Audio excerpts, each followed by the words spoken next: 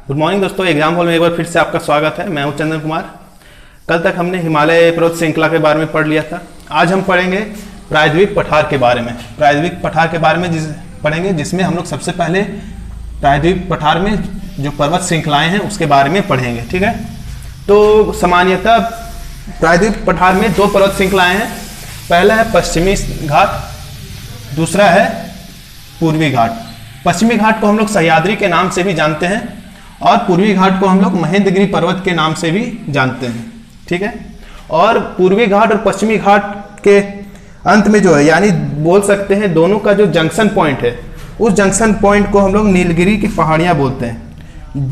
पूर्वी घाट और पश्चिमी घाट के बीच में जो उसके जंक्शन पॉइंट पे जो पर्वत श्रृंखला है उसको हम लोग नीलगिरी की पहाड़ियाँ बोलते हैं। ठीक है, तो सबसे पहले हम लोग देखते हैं पश्चिमी घाट के बारे में। ठीक है, तो पश्चिमी घाट को हम लोग सामान्यतः दो भाग में विभाजित करते हैं।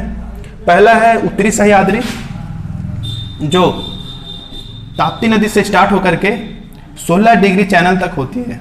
ठीक है, जो गोवा में स्थित है।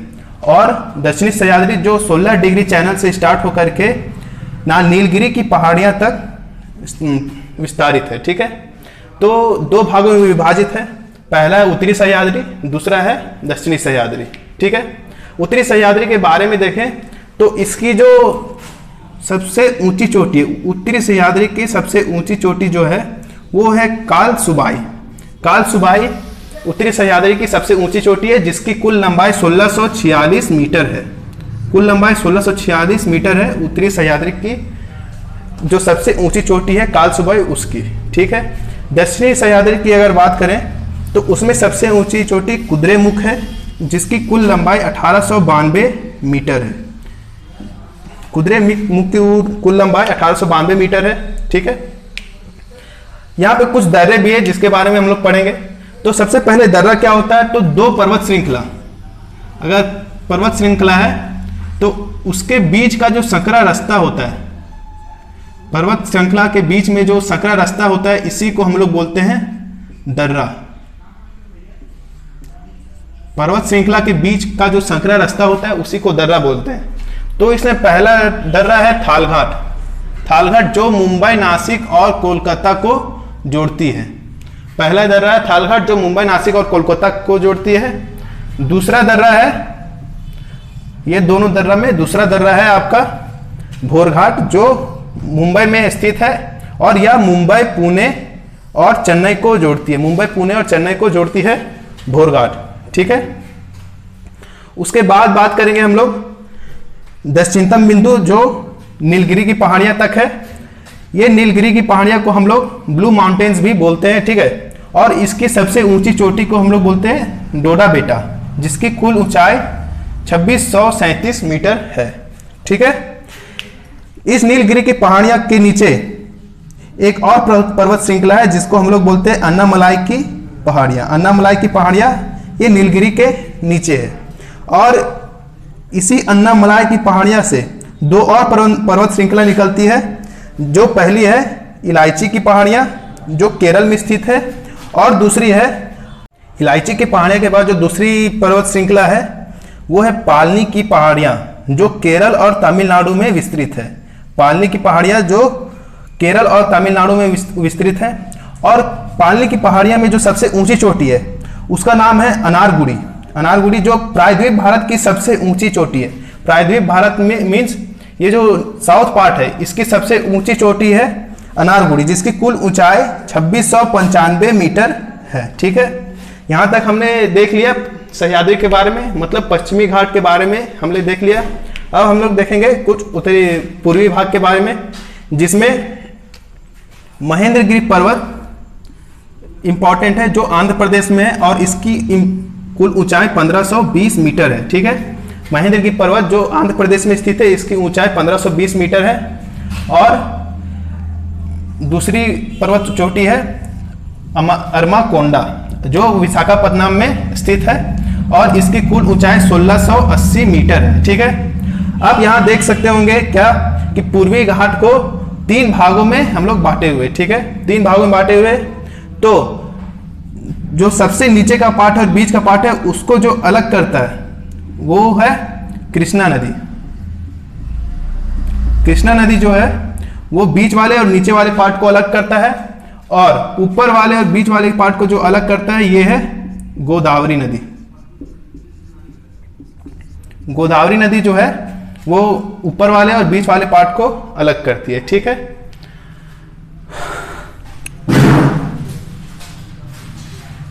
चलिए पूर्वी घाट और पश्चिमी घाट पढ़ने के बाद हम लोग मध्य भारत की कुछ और पर्वत श्रृंखलाएं के बारे में पढ़ेंगे। तो उनमें दो इंपॉर्टेंट है, पहला है विंध्याचल पर्वत और दूसरा है सतपुरा पर्वत। ये वलित पर्वत का एक उदाहरण है। विंध्याचल पर्वत जो है वो वलित पर्वत का एक उदाहरण है। ठीक है, विंध्याचल पर्वत जो है एक वलित पर्वत का उदाहरण है, और सतपुरा पर्वत जो है यह भ्रंश पर्वत का एक उदाहरण है।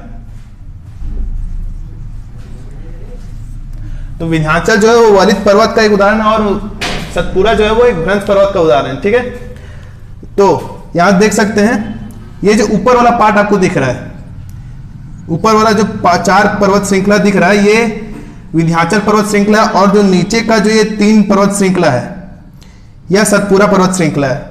इन चारों को, ऊपर वाले चारों को संयुक्त रूप से विंध्याचल पर्वत श्रृंखला बोला जाता है, और नीचे वाले जो 3 हैं उनको संयुक्त रूप से सतपुरा पर्वत श्रृंखला बोला जाता है। और इन दोनों को जो अलग करता है, उस अलग करने वाली नदी का नाम है नर्मदा नदी।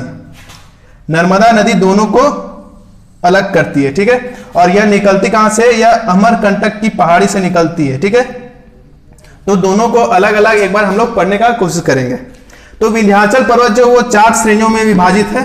पहला है विंध्याचल श्रेणी, इसमें दूसरा है भंडारे श्रेणी, तीसरा है कैमूर श्रेणी, और चौथा है पारसनाथ श्रेणी।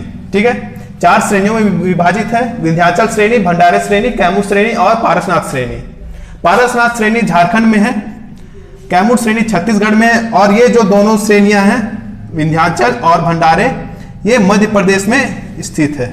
ठीक है, और मध्य प्रदेश में जो भंडारे श्रेणी है और छत्तीसगढ़ में जो कैमूर श्रेणी है, इन दोनों के बीच एक वन विहार अभ्यारण्य है जो मध्य प्रदेश में है। और ये वन विहार अभ्यारण्य जो है वो फेमस है सफेद बाघ के लिए। सफेद बाघ के लिए यह फेमस है वन विहार अभ्यारण्य, जो भंडारे और कैमूर श्रेणियों के बीच में है। ठीक है, इसी के नीचे जो सतपुरा श्रृंखला है ये 3 भाग में विभाजित है। इसमें पहला है सतपुरा पहाड़ियां जो मध्य प्रदेश में स्थित है, दूसरा है महादेव जी की पहाड़ियां, यह भी मध्य प्रदेश में स्थित है। महादेव जी की पहाड़ियां यह भी मध्य प्रदेश में स्थित है, और तीसरा है मैकाले की पहाड़ियां, यह छत्तीसगढ़ में स्थित है। यह छत्तीसगढ़ में स्थित है। तो 3 श्रेणियों में विभाजित है। पहला है सतपुरा पहाड़ियां, दूसरा है महादेव जी की पहाड़ियां, और तीसरा है मैकाले की पहाड़ियां। ठीक है, ये जो बीच वाला दिख रहा है आपको, यानी जो महादेव जी की पहाड़ियां हैं, इसकी सबसे ऊंची चोटी का नाम है धूपगढ़। महादेव जी की पहाड़ियां का जो सबसे ऊंची चोटी है जिसका नाम है धूपगढ़, और महादेव जी की पहाड़ियां से एक नदी निकलती है जिसको हम लोग बोलते हैं ताप्ती नदी। इस ताप्ती नदी की खासियत क्या है? यह सतपुरा श्रेणी, और इसी के जस्ट नीचे एक श्रेणी है जिसको हम लोग बोलते हैं अजंता श्रेणी। अजंता श्रेणी। तो ये जो ताप्ती नदी है वह सतपुरा श्रेणी और अजंता श्रेणी को विभाजित करती है। ठीक है, नेक्स्ट अगर देखेंगे मैकाले की पहाड़ियां में, इसकी सबसे ऊंची चोटी है अमरकंटक की पहाड़ी। अमरकंटक की पहाड़ी इसकी सबसे ऊंची चोटी है, और यहां से कुछ प्रमुख नदियां हैं जो निकलती है। वो उसमें पहला है नर्मदा नदी, दूसरा है इस महानदी जो अमरकंटक की पहाड़ी से निकलती है, और तीसरा यहां से एक और नदी निकलती है जो जाकर के गंगा नदी में मिलती है। यह है सोन नदी। सोन नदी जो अमरकंटक की पहाड़ी से निकलती है। ठीक है, तो 3 मुख्य नदी निकलती है, सोन नदी, महानदी और नर्मदा नदी। ठीक है, यहां तक देखने के बाद कुछ और पर्वत श्रृंखला है, पहाड़ियां जिसको हम लोग देखेंगे। एक है इसमें गिर की पहाड़ियां जो गुजरात में स्थित है। गुजरात में स्थित है गिर की पहाड़ियां, और यहीं पर स्थित है एक नेशनल पार्क जिसको हम लोग बोलते हैं गिर नेशनल पार्क। गिर नेशनल पार्क।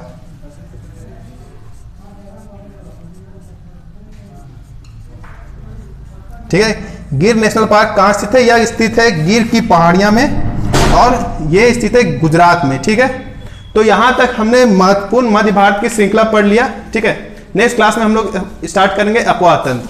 ठीक है, थैंक यू।